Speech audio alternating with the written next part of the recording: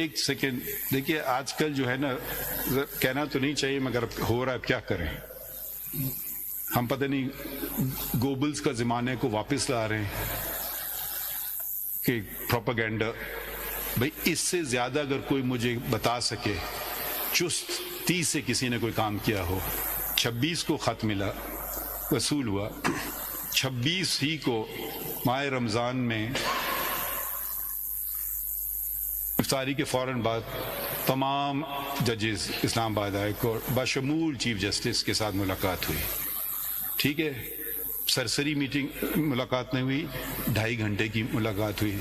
اس ملاقات میں میرے ساتھی سید منصور علی شاہ جو سینئر پیونی جن کو ہم کہتے ہیں مگر آئین میں سینئر موسٹ جج کا نام ہے، وہ بھی موجود تھے.